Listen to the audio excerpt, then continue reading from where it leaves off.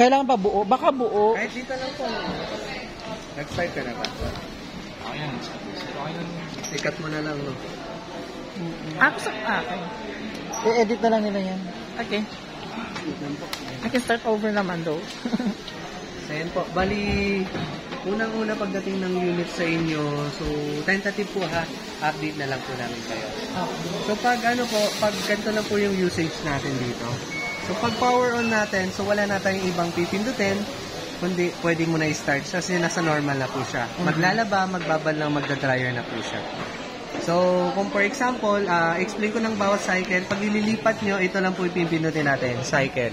So, meron tayong quick wash. Ito yung mga small loads, mga pinantulog, pinapawisan lang, yung pinanlakad lang.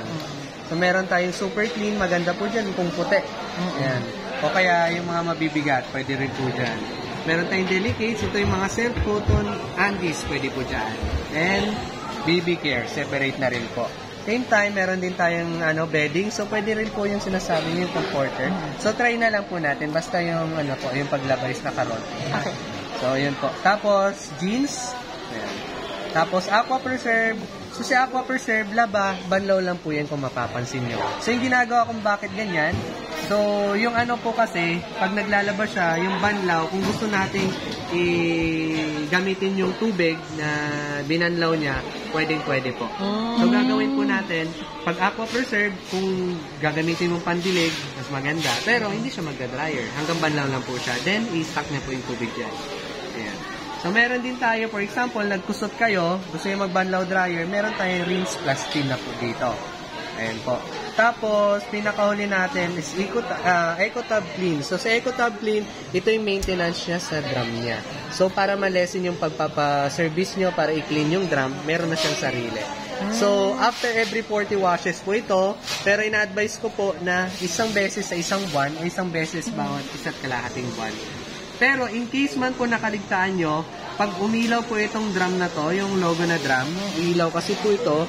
So yun pag umilaw po yun, ibig sabihin madumi na yung drum, naghihingi na siya ng cleaning. Okay. Kaya po, once a month, para at least hindi na natin hintayin na kumapal pa yung dumi.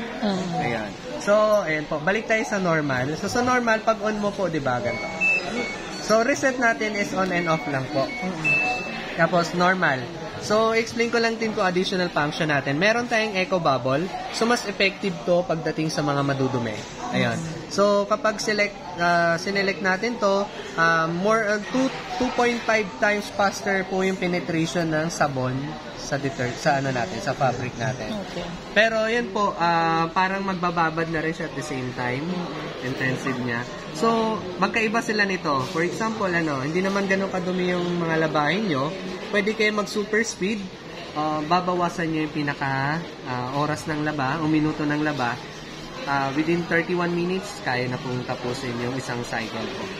Then, dip softener, for example, gumagamit kayo ng Fabcon. So, si Fabcon, normal dito sa washing na to, was activated si dip softener. Pag nagbanlaw siya, huling banlaw kasi nagre-release yung Fabcon.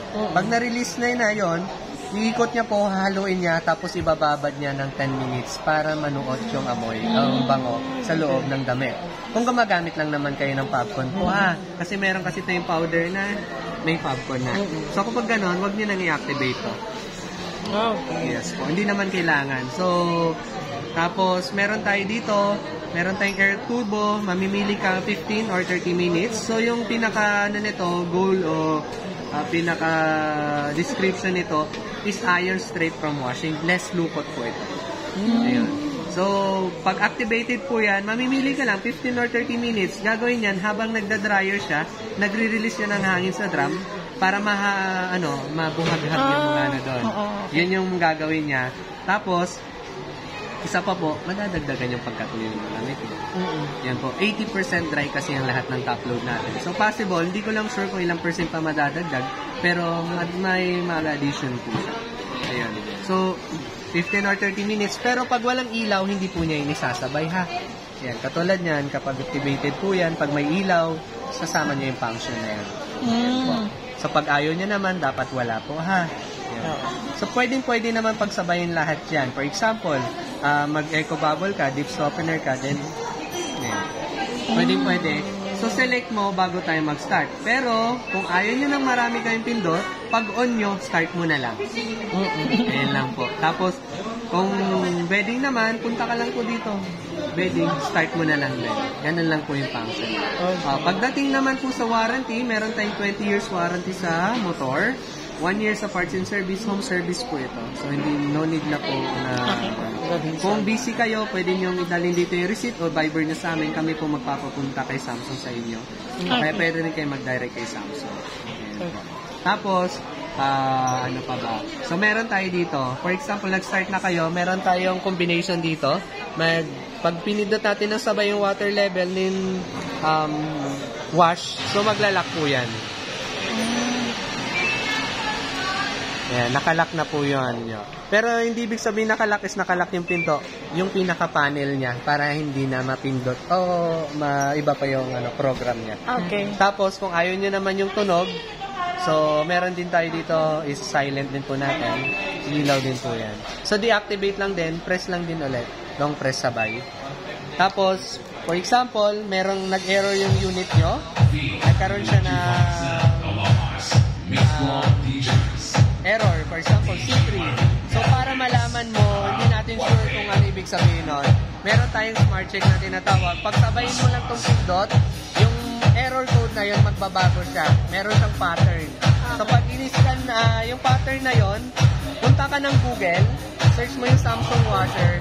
Pag search mo ng Samsung washer, click mo mismo yon, lalabas nun camera. Pag in-scan mo yung code na yon, magdi-detail kung ano yung problema ng unit nyo. So, kayo pa lang malalaman nyo. Ayan po. Ito po yan. Wash and rinse. So, yan po. Iwasan na lang po natin kung select yung water level kasi siya na po yung nagkakalculate ng lahat. Oras, tsaka tubig. So, yan lang po yung pinaka-ano. Ito lang naman po yung sabon, powder, popcorn po dito. Yun lang naman yung lalagyan nyo. Then, on start na lang po tayo. Yun lang po. Ano ko yung niya? Sa kunyari, sa may sabon, ano yung maximum niya level niya? Nasa sa inyo po. For example, kung gusto nyo mabula, dadamihan nyo. So parang kukonsume niya in one wash yung mga nilagay niya dyan. Maparami man po konti. Okay. One wash lang po talaga siya. So, yun lang po. May tanong pa po ba siya? Wala. Yeah. So in case man po na nakalimutan nyo, pwede nyo kami reach out dito. Tapos turuan ko na lang po kayo kung may mga katanungan nyo. Okay. Thank you po. Thank you. Tapos,